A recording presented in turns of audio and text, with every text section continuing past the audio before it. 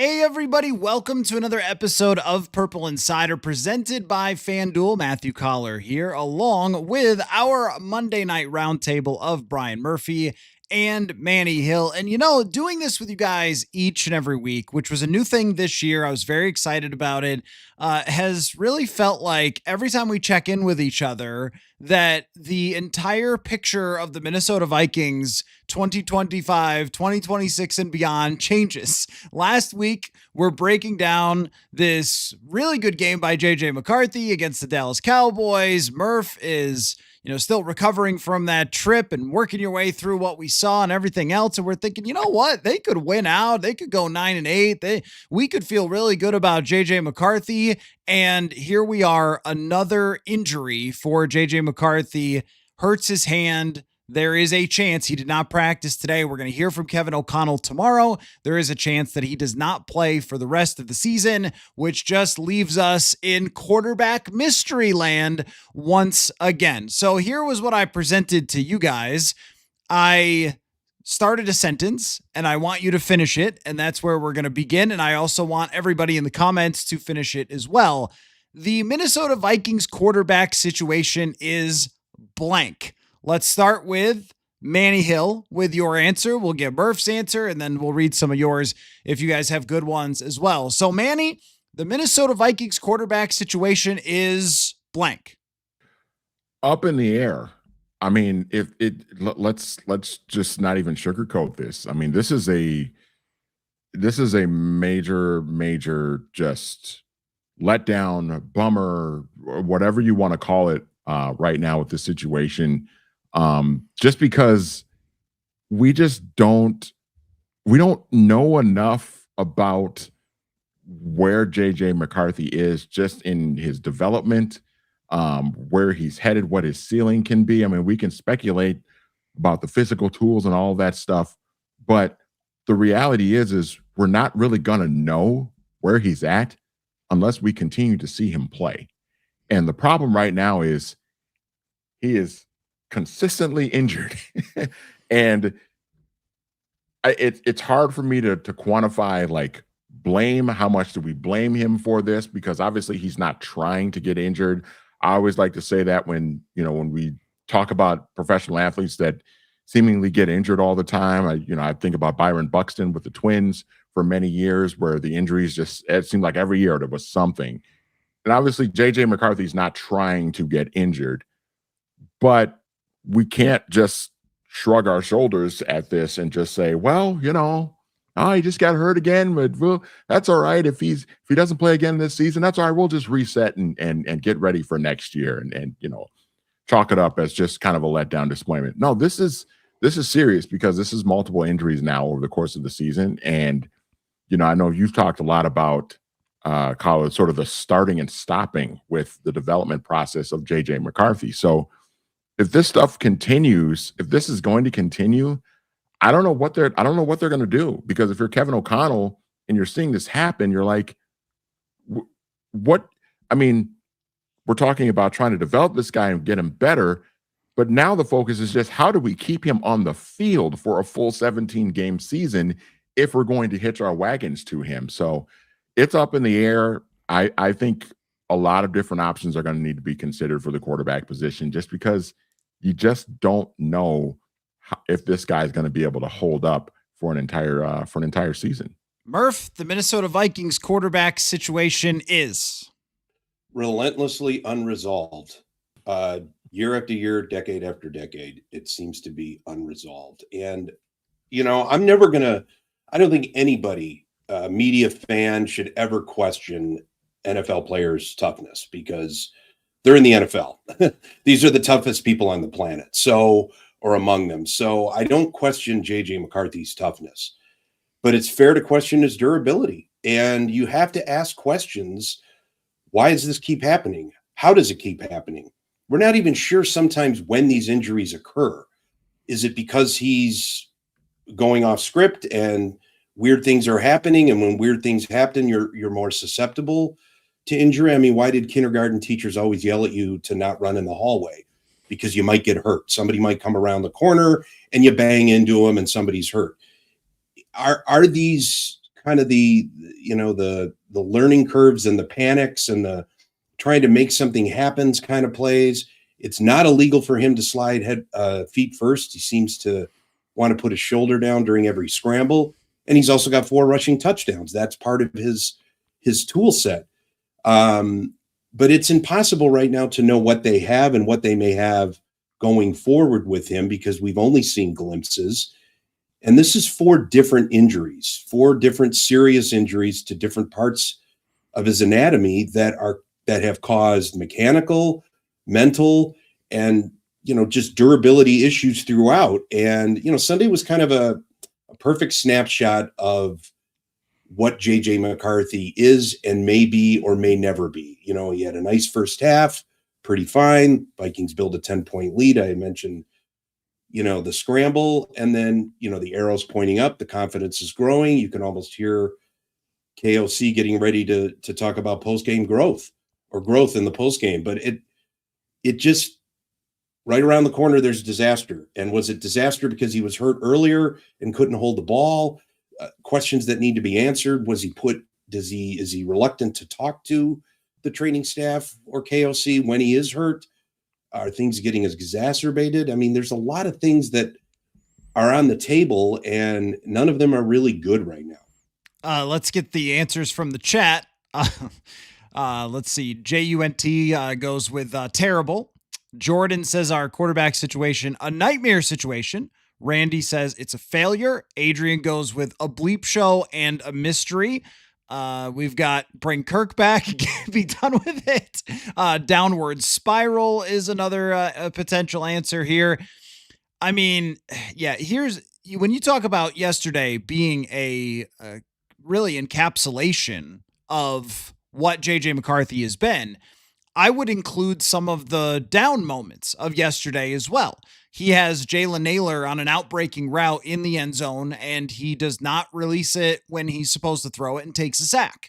And then he's got another throw that's high and too hard, and it goes off Jefferson's tippy of his hands, and then it gets picked off and taken for 6, gets called back because Abdul Carter, I don't know, had his nose hairs lined up over the line of scrimmage. But I mean, that really didn't impact that play at all. It was entirely just a inaccurate, bad throw.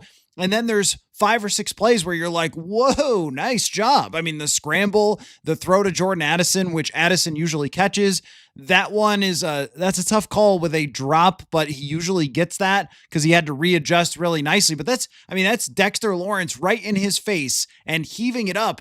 Truthfully, you know what I thought about that throw, guys? I thought that's the one Kirk didn't make in 2022 when he checked it down to TJ Hawkinson, that he had Adam Thielen or Justin Jefferson deep and didn't give them a shot.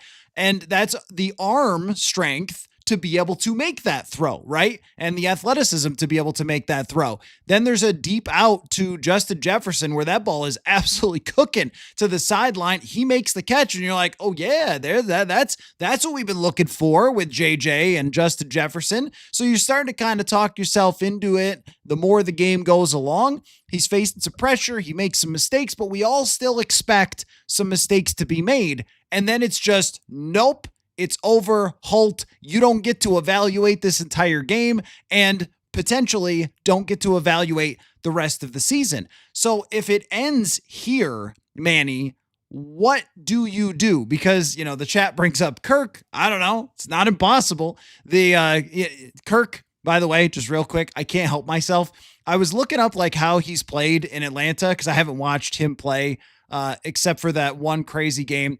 And he's 10-10 as an Atlanta Falcon, which I thought that's just what it is. That's Kirk Cousins. But, that ends up being on the table. So to what degree are you maybe changed in any opinions where you stood going into this game? If this is the end of the evaluation, if we don't get to see the game on Christmas, if we don't get to see a week 18 that could potentially matter to the Green Bay Packers, and the entire season for JJ McCarthy 2025 is 8.5 games, what is your thought for 2026? I don't know. That's as honest an answer as I can give you in this case, because we just, like I said before, we just haven't seen enough of him play to really formulate a strong opinion one way or the other. If you want to be optimistic about JJ McCarthy, I don't think you've seen enough to really decide, oh, he's the guy, unquestioned QB1 for the next 5 years. The Vikings have found their guy. I don't know how anybody can see what they've seen this season and definitively say that. But I don't know how you can definitively say that he's not the guy because you just haven't seen enough of him. Now, there's question marks, obviously, accuracy, mechanics, all of that stuff. Now it's, durability, availability, all of that stuff are question marks. But it's just frustrating because we just don't know. And 8 games, when you're starting and stopping throughout those 8 games because of 4, like you said, 4 different injuries, I don't know how you can determine one thing or another. And it's especially a dire situation if you're Kevin O'Connell and Kwesi Adolfo-Mensah because, following a disappointing season like this, your seats are if your seats are not sizzling, they're getting really, really warm going into 2026.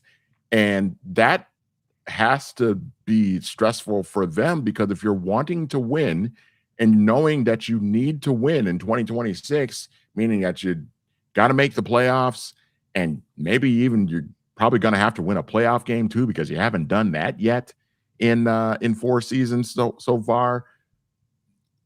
All of that stress and all of that pressure, and now the most important position on your team is, like I said, up in the air.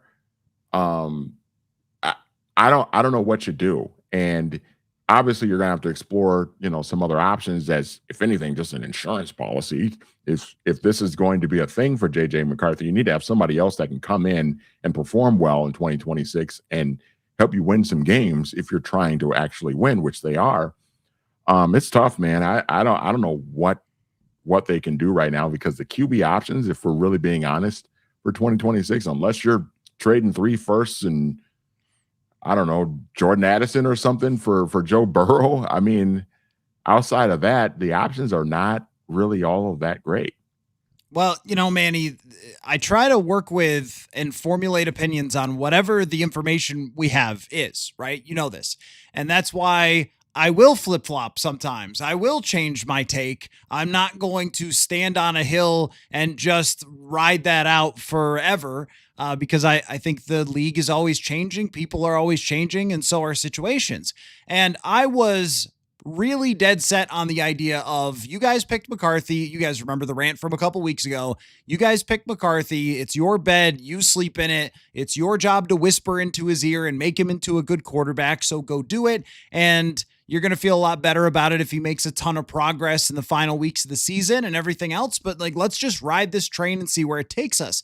But the information is now changed with another injury that even when we're talking about evaluating him to the end of the season, every quarter matters, every throw, every drop back, and even missing half of a game is like, okay, now we get another one that we don't get to see. We did not get to see him go out and try to play against the Seattle Seahawks. So, you're talking about, well, he's shown recent progress. Who knows how that would have looked if he had to go play the Seahawks. So we have now a stoppage of all of last year, a stoppage for an ankle injury for 5 games, a stoppage for a concussion in which he ran himself into somebody. We have another stoppage now for a hand injury. You cannot live on just it's JJ McCarthy or bust, because if we go into next year and there's all these veteran excellent players who, by the way, the defense allowed 33 yards passing yesterday and sacked Jackson Dart 5 times. I can't waste these people's time. I also still feel like the Vikings have a coach that never goes 3-14 because he keeps everybody on the same bus, moving in the same direction, which is a really good thing. Even if we can talk about other stuff that maybe we like or don't like, that's number one, right? Mike Tomlin, another winning season. How does he do it? Well, he keeps everybody pulling on the same chain, right? But so I know I've got these things and wide receivers that are absolutely excellent when they catch it. which was not always the case in New York either. But you know what I'm saying? Like, they've got a ton of talent. Offensive line, probably outside of Ryan Kelly, is all coming back. And if you bring JJ McCarthy back and in week 1, he gets hurt again and is out for 6 weeks and Carson Wentz is your backup, you're wasting another season. You have to do better than that now. I think you have to have legitimate competition for JJ McCarthy starting in OTAs, better man wins. We are done with you're a draft, you're a project, he's a kid, he's growing. I am out on all that. Next year, you are a pro quarterback with a pretty bad record overall of passing the football, and you're going to compete with somebody who has done this before. Do you agree with that, Murph? Murph, you muted yourself. I do, and I think it really underscores how either naive or misguided the brain trust really was going into the season, because they did clear the decks for him and brought in Sam Howell, who couldn't even hold down the job in August. So then it's Max Brosmer, and we're actually getting more of Max Brosmer than I think even Gophers fans wanted to see at this point. What I'm concerned about is they haven't boxed themselves into this situation. Circumstances have boxed themselves into a situation where they're going to have to probably sell a decent backup quarterback. I'm thinking this roster is going to need more than just a backup quarterback, though. You're looking for somebody like, I'm just throwing his name out there as a serviceable guy, Marcus Mariota, because you want somebody that maybe has to go out and win or play 4 to 6 games and get 4 to 5 victories in that window, like they thought they might squeeze out of Carson Wentz, and it didn't happen. Now, the question is, what are you telling that veteran free agent quarterback when he comes in? That it's a wide open competition, the job's yours if you earn it? Is he going to be looking over his shoulder on a 3-pick game and everybody's yelling for JJ? Is, the politics of a non-dedicated backup, a struggling rookie now, second year / going into his third year, who's pushing who? What are the defined roles? And what's going to happen when adversity hits with either one of those quarterbacks? And if you're toggling back and forth, you're also risking continuity, and you're risking losing the locker room. You're risking having sides being chosen in a locker room. These are all large issues down the road that they may or may not face, but you can sense this coming, where it didn't work handing the job to the kid. You don't want to just bury the kid and tell him it's over, but you need to push him, and you need to protect yourself, as Manny said, not only with an insurance policy, but these guys are now, KOC, the front office, no playoff wins. They're not going to have a playoff appearance this season. The seats are getting hotter.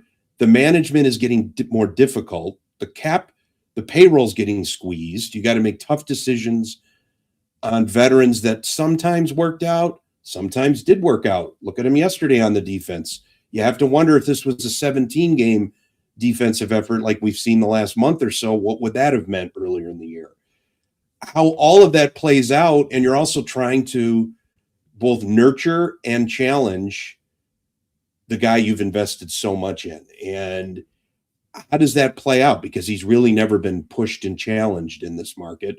What's that going to look like in the offseason? And what are the ramifications for the rest of the locker room and expectations for 2026? So here's my issue with if it's over. Because I saw, the comment section say, he went 5-4. Like, I mean, that's true. You do get a win for yesterday. I think that I don't want to say he didn't play okay. He played fine, but it is funny to get a win for yesterday. That Pro Football Reference win-loss stat does have its little quirks. Like, our friend Sage Rosenfels one time came off the bench down 21 and won the game, and he doesn't get a QB win for that because he didn't start. So sometimes it is a little goofy in that way, but okay, yeah, that's true. They went 5-4, but how many of those games were driven by the quarterback to win the game? And the answer is not that many. And when you look at the bigger picture statistics from JJ McCarthy, the only 2 quarterbacks with a lower quarterback rating this season are Jake Browning and Shadur Sanders. That's it. That's the entire list. You can't win that way over an entire season. And going 5-4 is, let's call it 4.5-4. What is that? Does that get you the NFC North next year if the performance is like this? And throughout the season, we could say, yes, there was some progress. They also played the 3 worst defenses in the entire NFC in succession, and the numbers were fine. But when you look at yesterday, can we go through this? When we talk about what our standard is for quarterback play for the Minnesota Vikings, can we go through what guys did this week in the NFL? Let's do that. Let's take a look at some of the performances around the league. Matt Stafford went for 457 and somehow lost the game. So that's pretty telling.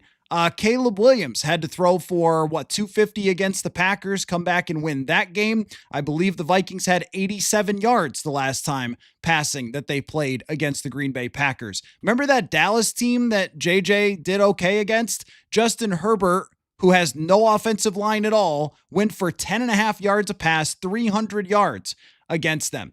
The Bengals got 4 touchdowns out of Joe Burrow yesterday against the pretty poor defense. That's usually what happens. I mean, the Jaguars, what a showing from Trevor Lawrence against one of the top defenses in the league. This is the I mean, how about Jared Goff yesterday? Jared Goff went for 364, 3 touchdowns, and lost the game. The standard should just be way higher than we've set the bar from what we've seen from JJ McCarthy. So where I feel like if we don't get to see these last 2 games, it's got to be more than just, hey, another guy in training camp. It's got to be someone who can be a serious answer that can win you games. But the problem with that is, Manny, how many human beings can we say who are available that could possibly be? It's a very difficult needle to thread. Which player would you be able to bring in that you could, I don't know, either have as a backup or trade, I guess, if JJ wins the competition, but also if the guy wins the competition, you could actually compete in the NFC North. Who is that person? Is there a person? I don't know. I don't know. Again, it's like, and again, hold on, real quick. The comment section. Yeah. Oh, you're comparing him to 7-year starters. I'm comparing him to NFL players who win games. Okay, that's where we're at. Training wheels off. Okay, Drake May threw for 380. I didn't even bring him Baltimore up. last night. Right. These are NFL quarterbacks. Same draft class, guys. Same draft class. You're 600 plus days into being a Minnesota Viking. Throwing for 100 yards in a first half or whatever is just not enough to push me over the top of saying, you're good, guys. You're all set. The standard is high to win in the NFL. And we saw Drake May playing a different football game than JJ McCarthy. These are just the facts. Go ahead, Manny. I'm sorry. He was so good last night. Oh my God. Unbelievable. Yeah, I don't know, man. Like, again, it's like the only person right now I would feel really great about that's slightly possible is Joe Burrow. And I don't even really think that's still kind of a pipe dream right now, for being honest, because the Bengals would be stupid to trade him away because of how insanely good he is. I don't know. Maybe a Kyler Murray. We've talked about Kyler Murray. Maybe he gives you somewhat of a shot. But again, he's another one of those guys where, like, when he's good and he's on, he's really good. But Kyler can give you some peaks and valleys too, and maybe a change of scenery, maybe getting in with Justin Jefferson and and this offensive line and this scheme, this offense can maybe get him on a steady, on a steady path, because it has been a little bit chaotic in Arizona since he's been there. But outside of Kyler Murray, I don't know, man. And even if you were to bring him in, do you still not have the 4th best quarterback in the division at that point? I mean, you probably still have the 4th best quarterback in the NFC North if you trade for Kyler Murray. So I don't know, man. I don't know what the options are. As you guys were talking, I was doing a little bit of math because I like playing with, numbers and adding and dividing and stuff like that. If you go back to 2021, when JJ McCarthy was, I guess he would have been a true freshman at Michigan. If you go back to then, since then, we're talking about 5 seasons of football. He has thrown, and I'm including preseason of 2024 and 2025, he has thrown 957 passes. That's not even 200 passes a year. There's just not enough. We just haven't seen enough. And that is just really what's frustrating. And the problem now that the Vikings are facing is, do you even have enough time to see enough, to get enough out of him to really even know without getting yourselves fired? So now you're in a situation where you really have to explore other options, like you said, that are going to give you a realistic chance to compete if he's not going to be able to stay healthy in 2026. Because if you hitch your wagons to him and he gets hurt again, you're screwed. Everybody's getting fired. They're going to blow this whole thing up because the Wilfs, as we know, they do not like losing. They do not like missing the playoffs in back-to-back seasons. They don't like that stuff. And if this happens again, then you're looking at Kevin O'Connell being out of a job and Kwesi possibly being out of a job. They're going to want to blow this whole thing up. And it's then you're at a point where you're probably starting over. Well, so the comment section is giving me a lot of, well, he's only played X number of games, but isn't that kind of some of the point? That's the problem. That's part of the point, is that I was certainly willing to see what happened in the last 2 games, look at the final picture rather than just saying, well, through this many games, it looks like this. Because in a season, you play a myriad of different types of teams. You play some bad teams, you can light them up. You play some good teams, they might light you up, and like that's life, right? So get to the end of the year, bump your quarterback rating up to, and there's a lot of other stats. They all say the same thing. Even if you adjust the completion percentage for drops, he's 34th out of 44. So they all say the same thing. But let's just say you go in with the final 5 games looking pretty darn good. And then you can go, all right, well, that's the guy you're moving forward with next year. Crafted a little bit more to what you know he can do now, as opposed to last year where it was guesswork and he was running an offense that in a practice and on a whiteboard McCarthy could execute, but in the real action, he clearly needed a different type of adjustment. And a lot of the play action stuff that they did over the last couple weeks was really good and all that sort of stuff.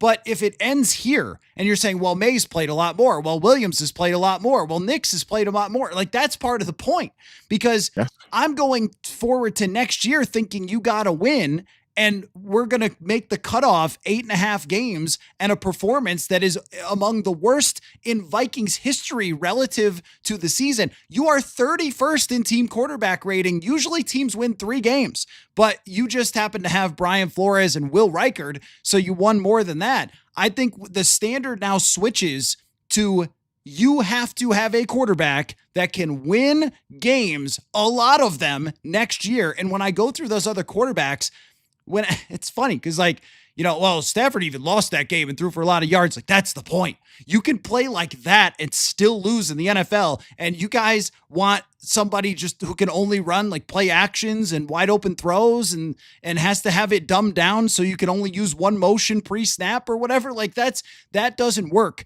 So I'm not saying, oh, I'm done with him. I'm not saying give up on him. He finished with a 71 quarterback rating. He's toast. What I'm saying is that now that whole narrative of, oh, well, he's still learning. He's making little incremental progress. He's this. That is done for me. That's the point. When I looked around the league yesterday at the quarterbacks who are winning games, they are performing at a very, very high level in huge games against tough teams. And if we don't believe that he can get there next year, then he can't be the quarterback and there has to be another option. So is there something that Murph you relatively like for an option for next year? Like a just, it's not Burrow, but like is Kyler Murray a thing for you? Like where do you, like, is there someone, Mac Jones, that you think is a good idea? I mean, I was only going to say Mac Jones because he's just kind of, parked over there in San Francisco and they seem to know what to do with quarterbacks that aren't even playing. But I'm not over here scouring rosters. I don't know. Mariota he's a viable backup. but can you rely on him for 6 to 8 games to get 4 to 6 wins? And as Manny said, think of the division you're in. Think of the quarterback play that these 3 teams above the Vikings have gotten this season, have been getting. For Green Bay, it's been 30 plus years of getting that kind of quarterback play. So no, I don't have names just to pull out of a hat. But what I'm concerned about is, as you mentioned, that there aren't many people that fit the bill of being contractually friendly, eager to come, if you're talking free agents, easy to sell on the scenario that's here. And what are you telling McCarthy? And I'm not saying McCarthy needs to be babied, but what are you telling him? Because if there's any whiff that the organization is giving up on him, that's kind of toxic, and that could seep into a quarterback. And we've seen it, as O'Connell has so eloquently stated over and over again. More organizations fail quarterbacks than quarterbacks fail organizations. So they're balancing that delicate act right now too. But the durability, look, the one stat, there's all kinds of stats. One of the most basic and major stats is availability, and he's not available. And if you're not available and you've literally put 8.5 games together, which is literally a half season, I don't know what you're really looking at and how you can project and build a roster around that. If you do see plenty of flaws that maybe can be corrected, and you're seeing some signs of hope that can maybe be built upon, but none of it matters if you're not available. And if you're not available, whether that means getting banged up in practice or getting banged up in the preseason or throughout the regular season, if you're not available, it is impossible to not only evaluate what you can do short and long term, but it's really difficult to build a roster, build a quarterback room, and build game plans around so much uncertainty. So I don't envy the Vikings. They can clean them up health-wise. They can clean them up technique and mechanics-wise all through the offseason. But he hasn't been able to prove that he's available reliably. And because of that, he's now going to very likely have stiff competition, if not an open competition. And now that opens up a whole other can of worms, of which you could be going a week-to-week saga. Who's your number one guy? So one of my, points about this ending here potentially, we're going to hear from Kevin O'Connell tomorrow, is that now we only can look at the sample that we have. We can't make up a sample, which seems to be what people would want to do. It's like, oh, well, he was progressing, so I'm just going to assume that it was going to get better and better, which we've been fooled on that before with all sorts of players, with cornerbacks, with tackles, with guards, with, lots of them.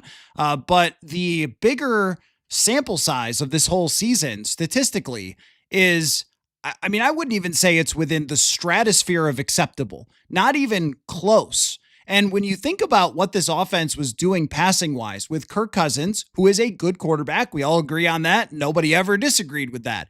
And Sam Darnold, who before he got here was not a great quarterback, but had a lot of experience and then stepped into the offense and excelled and threw regularly for 250 to 300 yards time and time again last year. And that's the point about what's the standard here when this is progress. But even compared to last year, and by the way, by the time you've reached your 8.5th game of your second year, calling him a rookie is just disingenuous. You are just not telling the truth if that's what you're saying. I know he didn't play last year, but he was on the team in the pros. He had a whole offseason as a pro, and now he's had 8 starts, and it still kind of looks like a rookie, but you cannot keep calling him a rookie because that's just that to me, all these are just sort of coping mechanisms that, well, he was doing a little better, and well, because the other option of accepting that this did not go anywhere close to what it was supposed to is, that's really the whole point, is the people who said nightmare scenario are exactly right. And where I feel like, a Mac Jones or a Mariota, I don't think you can win with Mariota. I think that's pretty clear from what he's done this year with Washington, getting a chance, and other teams. He did make the playoffs with Tennessee, but that doesn't get you anywhere. Mac Jones at least gives you a bar, though. Now, the problem is San Francisco. Why do they want to help you? Why does Kyle Shanahan want to help you by trading you Mac Jones? I'm guessing he likes Mac Jones and is saying, all right, why would I give anyone else a starting quarterback? It does give you a bar to reach, though, and that's the type of quarterback I think they need to have. And if they go any farther than that, if they go with a Kyler Murray, a big trade, well, then of course it's over. Or even signing Daniel Jones back here, which I guess is possible since it's being mentioned by every NFL insider. But first name, last name says, missing 2 games changes nothing. Oh, I think it changes a ton, because think about the percentage that 2 games is of the season. If he only was going to play 11, 2 games is a big chunk of that. That's 8 more quarters. That's a national television game. Sorry, Netflix, for everything that happened for Christmas Day. And, then the other one could be serious against your biggest division rival, a great measuring stick for you if they're coming in hot 110 miles an hour trying to, win the division or whatever's on the stake, even moving up one playoff spot like that. Those are games that would have mattered a lot to the equation. And if we don't get to see them, then it ends here. And this is all you have to work with. And it's just not anywhere close with this sample size to the level that you would say, all right, this guy is going to be fine. And I don't think the last 2.5 games have done enough for me to say, you're all set. You can compete with Goff. You can compete with Love. You can compete with Caleb Williams. So then you're kind of trying to find either the Kyler Murray or the Joe Burrow, who's the classic Vikings quarterback from some other team that's a reclamation project, or it's the bridge quarterback to survive a season with a last place schedule, if they get to that last place schedule, and then move forward. Okay, here's another question. Are you guys, did Seattle, Manny, just end any intrigue for you for Max Brosmer? Or are you just like, all right, that's just not going to work? Heck of a throw to Justin Jefferson yesterday. If it's Max Brosmer for these next 2 games, are you interested? Yeah, I mean, I'd watch. I mean, just because we talk about not seen enough of JJ McCarthy. We'd seen 1 game of Max Brosmer, and it was awful, but Max Brosmer pick a number. Like, the quarterback play as a whole in 2025 for the Minnesota Vikings has not been good. It's not been acceptable enough. If you're this kind of team that was built to win right now with all the moves you made in free agency, you were expected to build off of what you did last year, which was a 14-win season, by the way, in case anybody forgot. So you were expected to compete, and the quarterback play has just not been good enough from really any of the 3 guys who played this year for them. But with that said, I mean, I look at Max Brosmer as somebody that can potentially be a pretty decent backup quarterback in the NFL for a decade. And the only way we're really going to know that is if, we get a look at him maybe in these last 2 games and see if he performs well enough. And hey, if he does, then that means, hey, maybe he belongs in the league. He'll be around for a while. And as a Gopher fan, for me, that'd be kind of cool because, he's one of the best Gopher quarterbacks that we've seen in the last 20 years. So that's about it, though, as far as my interest. I'm not looking at Max Brosmer as a real possibility as a long-term starter here or anything like that. I think at best it's, he performs well. If he does end up playing these last 2 games, he performs well, and he ends up being the backup here for a number of years. What do you think, Murph? I think for Max Brosmer, I think I'm kind of interested in watching, not for anything related to the Vikings or all of the quarterback near term that we're talking about. I think it would be it kind of would be nice for him to whitewash what happened in Seattle if he can. I mean, that's an awful place to make your NFL debut. Now he's got 2 home games, no pressure whatsoever.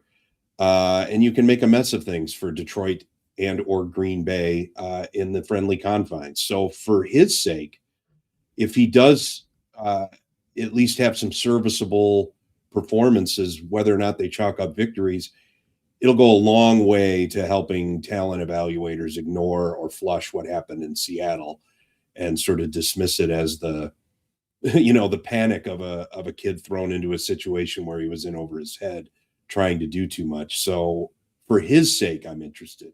For the future of the Vikings, no. Right now, he's just a guy that is going to be under center for the next 2 games because the schedule says you have to play them. All the intrigue is going to be, again, the diagnosis with the hand. We're not thinking it's, serious, but without knowing how much, will this require surgery? Is this something he's going to have to be rehabbing all winter? Is he going to be ready come April and May? That'll be the thing to keep an eye on too. I'm just more, I really want to see how the roster does respond. I think you mentioned it earlier, Coller. I mean, O'Connell has really done a fantastic job, and this goes to his coaching bona fides of keeping the team together after the Green Bay loss, after the Seattle loss. With such horrible quarterback play, it would have been very convenient for a lot of people in that locker room to check out. I think we know what a checked out locker room looks like. I mean, look what the Giants look like. Look what Washington looked like when they came in here a couple of weeks ago. The Vikings were teetering on that edge, and I give Brian Flores a lot of credit because he's got his defense up to play. And it does beg the question of what a complementary football team would have looked like this season from a defensive standpoint. And 16, 17 games of McCarthy on the ascension, would they be in the mix? I have a pretty good feeling they would be. But it's not the season we were dealt, and that's where it's at. But I do think for this defense, I mean, you're seeing a lot of guys, they're not just playing for pride, they're playing for more than that. And I think that should be appreciated, whether that plays itself out going up against 2 playoff teams fighting for their playoff lives and quarterback. I don't even know if we're going to see Jordan Love again, but I think it'll be interesting to see if O'Connell can, 9-8 does nothing except give you the claim that you didn't have a losing record. At this point, you're going to be a mid-level draft pick anyway. I want to see how they respond at home. I want to see how the offensive line can still maybe create some opportunities for Brosmer to feel a little bit comfortable. And it'd be really nice to see Jefferson get his 1,000 yards as well. Yeah. There's still some things to watch. Yeah, I guess. Yeah. I mean, no, I know. What do you want me to say? I There's know. nothing monumental here. No, I know. It's, That's where we're at. I mean, this is what I want to talk about in a second, but let me answer some questions here real quick, or comments. Well, one about Drake May in the 300-yard game. Just checked here about Drake May. And if we go over to our friends at FanDuel and we look at the odds for MVP, Drake May is plus 170 on FanDuel, which is the second highest odds for MVP in the NFL. So my point is that this is where the bar gets set for seriously winning and chasing a championship, is playing at that level. And it doesn't have to be all the quarterback that causes that. Like, it could be the supporting cast. Like when I remember the Tua season where the Miami did a great job of setting up Tua for success. And I think we all knew that Tua had his shortcomings then, but they did a good job of that. They set it up for success and they won a lot of games that year and they deserved credit. They traded for Tyreek Hill and everything, right? Brock Purdy, Jalen Hurts. People love to debate Jalen Hurts. Oh, is he really good enough, Brock Purdy? And my thing is, I don't care. Like, the goal is to win the Super Bowl, not to get on somebody's stinking quarterback rankings the next year. I've said that a million times, right? But there's also when you have that decent or good or great supporting cast, that player has to reach a certain level in order to get that type of performance. And this year was nowhere close, which doesn't mean, again, I'm not saying that I'm just over him and he'll never be good and everything else. My thing is that if this is the cutoff, that means you have to go into next year looking at what you have and saying it was horrific. It was nowhere close to the performance of players that we're talking about for his first season. So if there's not monumental progress, next year, training camp, OTAs, whatever it might be. And if he can't beat a real quarterback in the league who's played before for a competition and can't show very quickly within the first month that he is now the quarterback you're going forward with, then it is probably cooked. Or at least for right now, or it's going to, have some sort of stoppage like Anthony Richardson or whatever else it might be.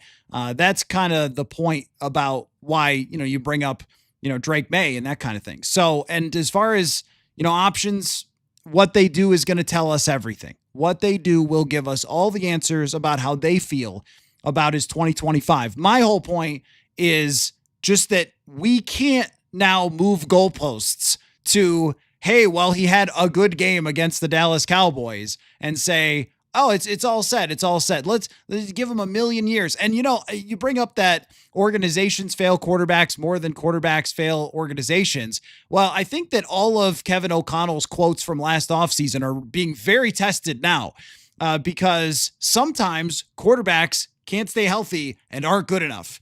And it's nobody's fault. Like, that just sometimes happens. You draft one and it might not work out, and that very well could be the case for JJ McCarthy. And just, guys, from my standpoint on Max Brosmer, I do think he can play quarterback in this league. I don't think there's a starting quarterback there, but you'd like to see him prove that he's a guy you want on your roster for a long period of time.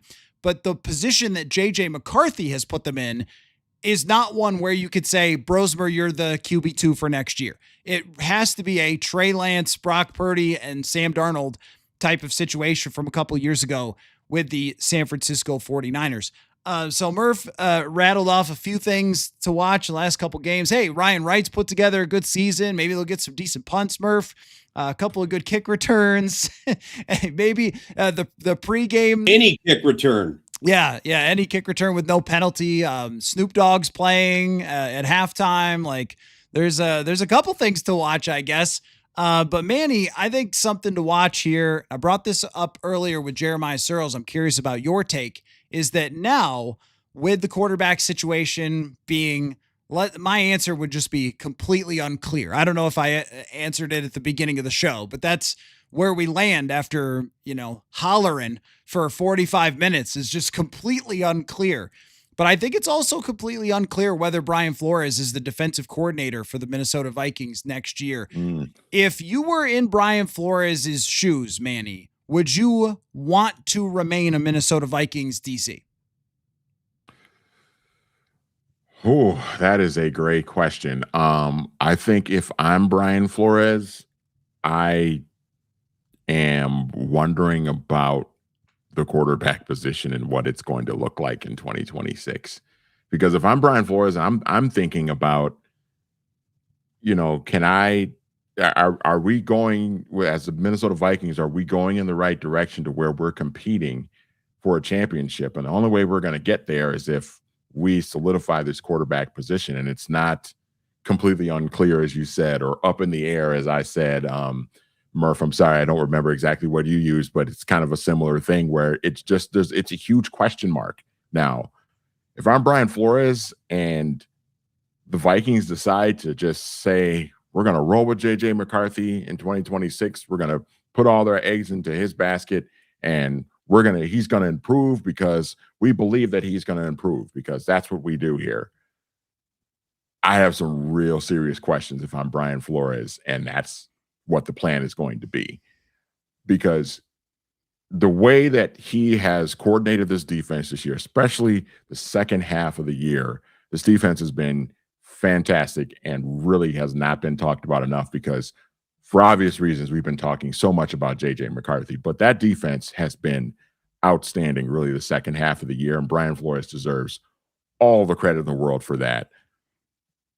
If you're some of these other teams in the league and you know that Brian Flores, correct me if I'm wrong, not under contract for next year, you're right, gonna be a free agent.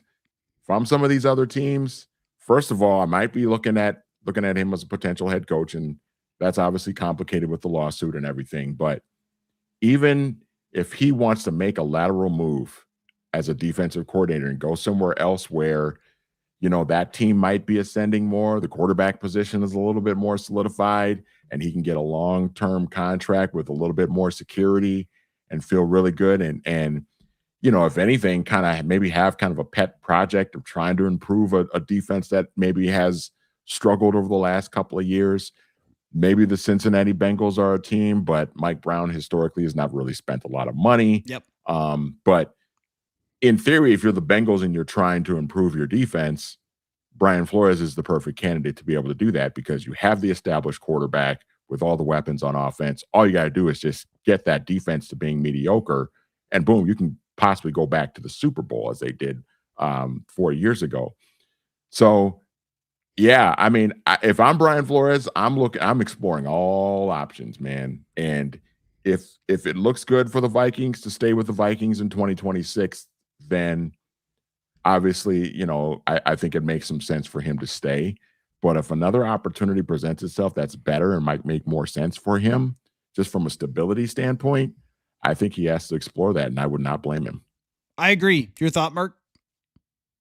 Yeah, what an indictment that would be if your all-star defensive coordinator and free agent to be decided, you know what, I'm not even going to go for a head coaching position. I'm going to make a lateral move that's probably going to position me even better for greater success because I don't trust what's going on here on the other side of the ball.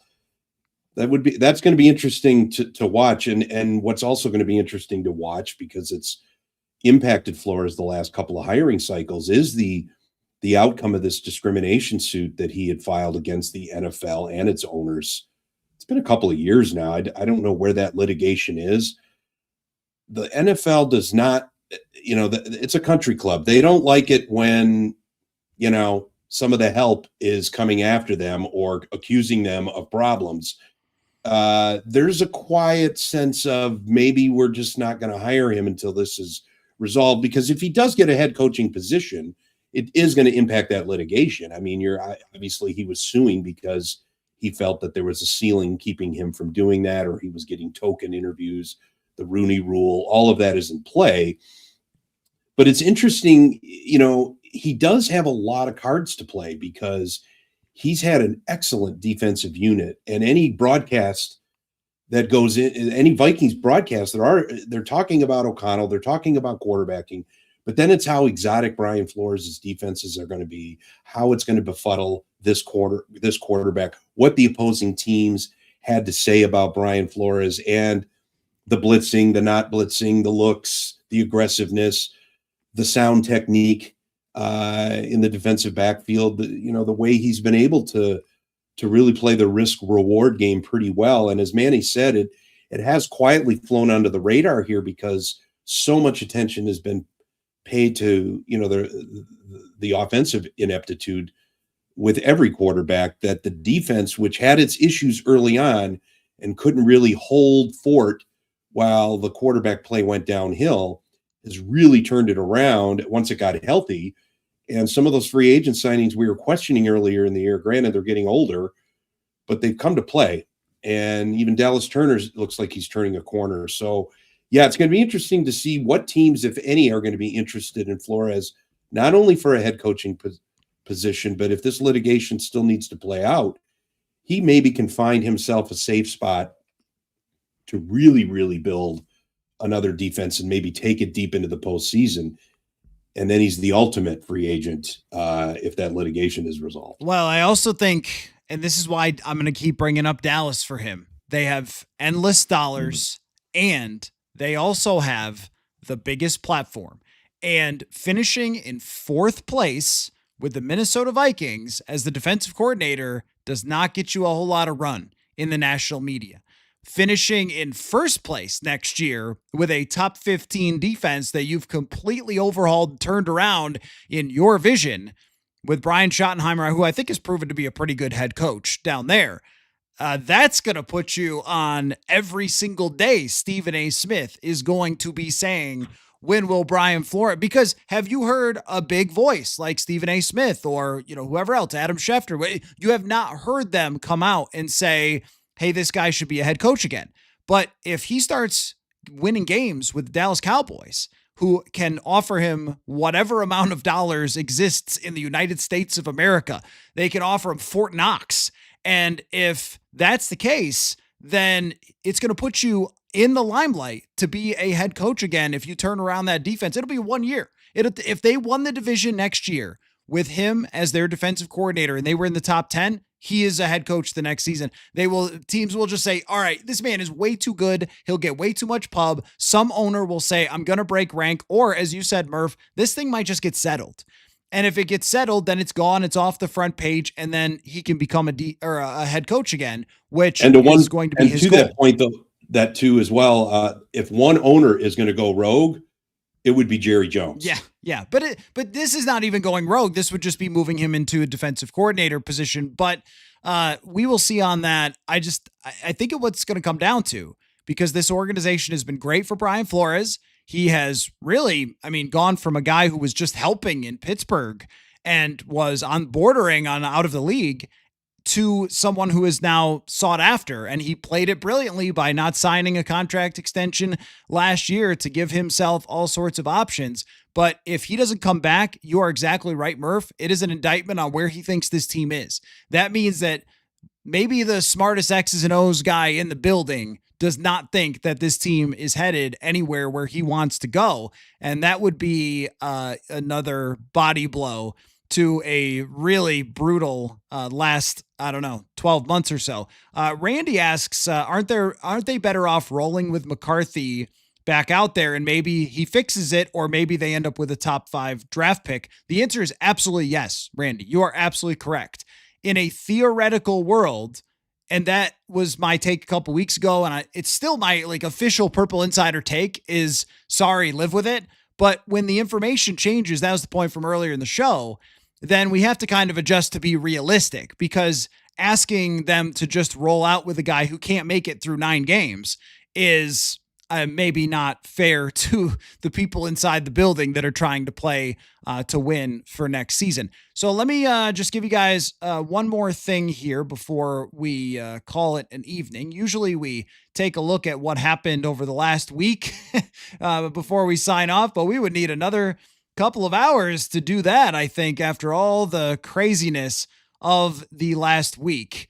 I would just want you to give me your favorite thing that happened, favorite game, favorite moments, just most compelling. Don't make it favorite from a Vikings perspective, but most captivated over the last week as the NFL has cranked up to 100 miles an hour over the last few days. Manny, where would you like to go with that? I'm going to go with the guy that I mentioned earlier, Drake May and the New England Patriots, man. Just for him to put on that kind of performance, and it wasn't perfect. Drake May is not perfect. He's still young and growing and developing, but he's been really good. And he is, like you said, the second best odds to win the MVP. He's been fantastic. That team is, they're 12-3, and I know people have kind of knocked them for, the soft schedule and all that other stuff. But look, man, 12-3 is 12-3, and their young quarterback is playing his ass off. He's been fantastic. So there's not going to be any more Drake May slander from anybody. I don't want to hear any of that stuff anymore. He's been awesome. They've been awesome. I tip my hat to Mike Vrabel and the job that he's done. And Stephon Diggs has really kind of reemerged as still a really viable number 1 option in the NFL, even at his older age now. That's what really stood out to me, is that they were down by 11 late in the game, and they hadn't really played great up to that point, and they just had the stones, the wherewithal, the coaching, the leadership, the intangibles, all that stuff to come back against a Baltimore team that is fighting for their playoff lives right now, with a 2-time MVP on the other side of quarterback. And obviously Huntley came in later in the game for Lamar. But that was just really impressive stuff that stood out to me with New England, what they did last night. Real quick, Adrian says, Coller comparing JJ to Lawrence, Burrow, May, Stafford, Herbert is an all-time low. In order to win the Super Bowl, who do you think you have to beat? Murph, go ahead. Are you Are you asking me what the your question favorite is your dealing favorite with moment? dueling I with just fans? I just I just wanted to bring that up You want because me to get in that I duel with you?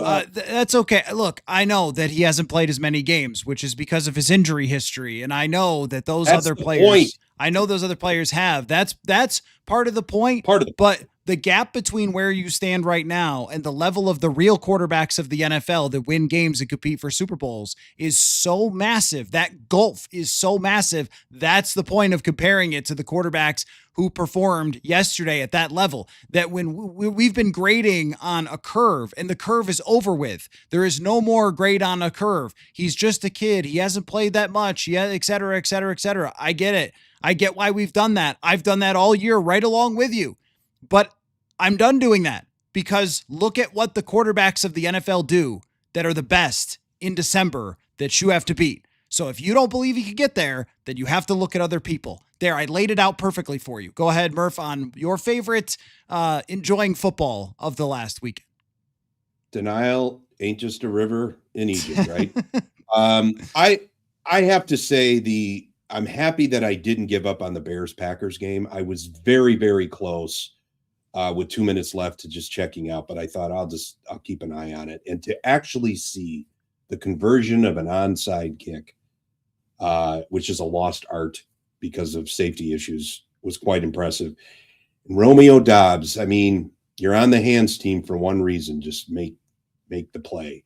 But what it did allow is to keep this game alive. And I'm not necessarily, I don't have a rooting interest against the Packers, for the Bears, for the Lions, against the Vikings, whatnot. I'm always there for entertainment. The Bears seem like that team that has the golden horseshoe a bit. And I don't know how long that lasts because you can't sustain playing from behind like that as much as they have. The Vikings learned that in 2022. But the Bears are the team that I want to watch the most in the playoffs because they just seem like a wrecking ball. And they're playing free. They're playing sort of for themselves, and they believe in themselves after last season's just awful meltdown and coaching malpractice. It's been kind of interesting to watch Caleb Williams and Ben Johnson kind of playing this tug of war of who's in charge and how much is he going to give the quarterback? How much is Williams going to take from him? How much is he going to go off script? But those throws that he made when it mattered at the end of that game, I mean, those are the throws that everybody in Minnesota is craving for JJ McCarthy to make in those kinds of moments. And I think all the reason that everyone's so much in denial and so much wants that to be the case, they feel like any criticism is kind of putting up a roadblock to that when it's really not. It's just speaking hard truths. And the hard truths are there are three teams, well, at least two teams in the NFC North that seem to be on the quarterback scale up here. And the Vikings just can't seem to get out from here. And that's kind of what I'm taking away from the weekend. I will say that, there are plenty of examples of quarterbacks who have looked like and walked up to the edge of bust land and turned around and figured it out or found it. Man, a lot could change in a year. We've certainly found that out this year. But you mentioned Caleb Williams, and look at that Tyler Dunn article about what happened with them last year and their coaching staff. And then they found the right coach and they built up the roster and they spent money in their offensive line and their running game and all those things. And they had a coach who actually really taught Caleb Williams how to play quarterback. And all of a sudden you're in a different world there 12 months later. And I would say that for Carolina, beating the Tampa Bay Bucks and taking a hold of the reins with the potential to win their division, where Bryce Young, a couple of different times, it's felt like this thing is over. Bryce Young is not the guy.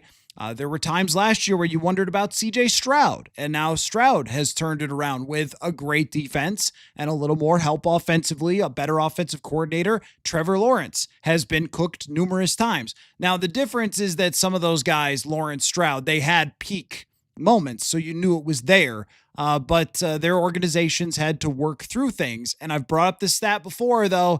10 out of the 14 teams in the playoffs drafted their quarterback and had to work through some tough times with those quarterbacks. So ultimately, it's way better if you could do that with JJ McCarthy. The Super Bowl odds right now on FanDuel, the Rams plus 450, the Seahawks plus 600. And then Buffalo and Philadelphia are still the next teams plus 800, plus 900. Seattle and Los Angeles, one of the most ridiculous games that I've ever seen in my entire life. 20 years from now, I'll go back on YouTube or whatever it will be by then, and I will definitely be watching that game over again. And the Jacksonville Jaguars, I want to give credit to them for their coach, Liam Cohen, who is another guy from the McVay tree, who has designed a great offense for them and has gotten Trevor Lawrence to play as confidently as possible. And that game was a slugfest between Jacksonville and the Denver Broncos. It wasn't a national TV game, but it was a really, really good contest between those two teams. So a lot to be figured out. We will sit on the sidelines and watch it, which is very frustrating. And especially if McCarthy is not playing in these last two games, it will feel like, you remember I said like the lowest point or whatever when they were 4-8. I don't know if it feels that low if he's not playing, but it hasn't gone back up. It had a blip there. It was like a dying animal that's like, no, I'm okay. No, I'm actually dead. And that's what this season has been. And I think let's just end on that.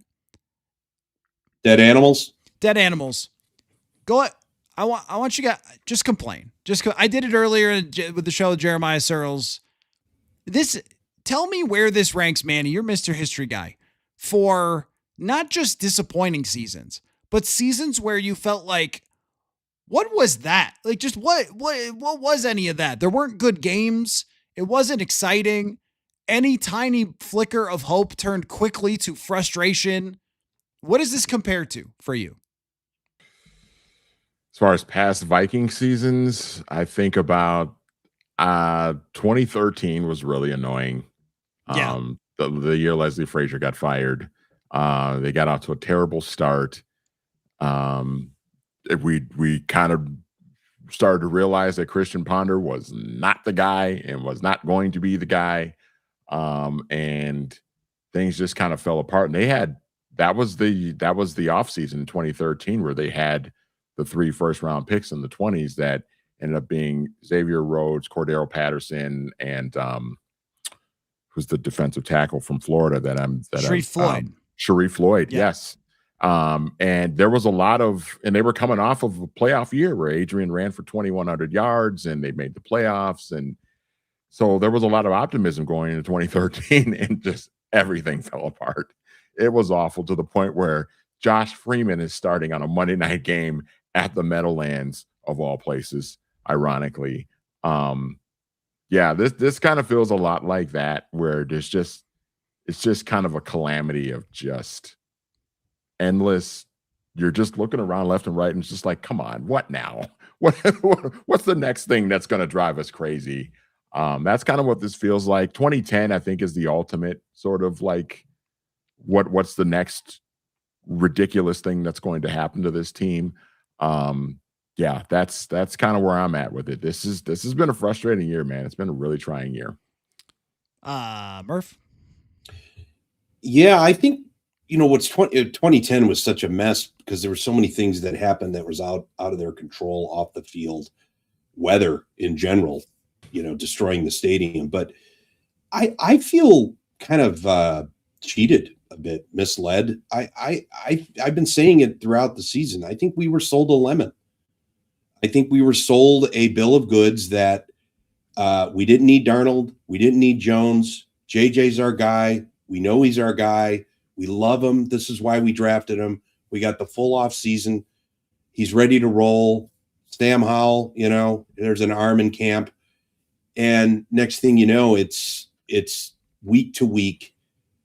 What about JJ? What about JJ? When's he going to be back? How bad was he hurt? When did he get hurt? What happened while he was hurt? What was he doing when he wasn't playing? Where are his mechanics? What are you going to do about his mechanics?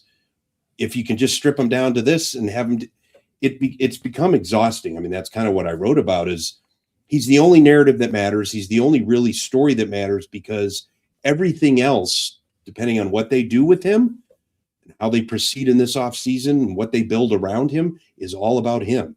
And it's been all about him. And it just doesn't feel like we were really given a real transparent. I think either they miscalculated his durability and his ability to pick up the NFL game quickly, or they were unprepared for if things didn't work. And I think both cases played out. I think we were oversold on McCarthy, and they were underprepared for what would happen if he couldn't play physically, or if his play was so poor, it was impossible to win. And that's what I give O'Connell a lot of credit. He has managed a sinking ship for a long time here and still kept it kind of above water. I don't know if that's going to make any difference going forward for him, because, so much of this decision is on him. So much of McCarthy's future is tied to his future is tied to McCarthy's. So it may not buy him much grace with the Wilfs. But if anything, it might be one of his most impressive coaching jobs, along with the quarterback carousel of 2023. Yeah. I don't know if I would. I don't know if I would go as far as saying it's been impressive. But I think, the way I've thought of it all year, Murph, is when you plan a trip and you think, oh, well, we'll just fly at this time, and then we'll get a bus, and then we'll go there, and we'll pick up an Uber, and then we'll do this and that, and it'll be perfectly fine. And this is where we'll stay, and we'll enjoy Bermuda. And instead, your flight gets delayed, and the bus isn't real, and your Uber driver crashes into a telephone pole. That's been this year. Like, you can lay out the plans the best you possibly can, but if you give yourself no fallback option whatsoever, this is what you end up with. And sometimes it is just bad luck. But I also think that there was a hubris element to it of, hey, we've got all this stuff. We could just coach it up. If we just put our guy there, it'll work out just fine. And I know I get your point about keeping the band together and, not having guys quit. I also think that Brian Flores has won them most of the games that they've won this year. So I don't know. Yeah. I wanted to answer one more comment because I'm in that mood. Whoever it was said about Caleb Williams that I had brought up in the pre-draft, which, I guess if you're listening for that long, then I really owe you. Thank you for doing that. About talking about how at USC, he had problems every time adversity showed up. And then when he came to the NFL, and I brought it up a lot, believe it or not, he had a lot of problems when adversity showed up.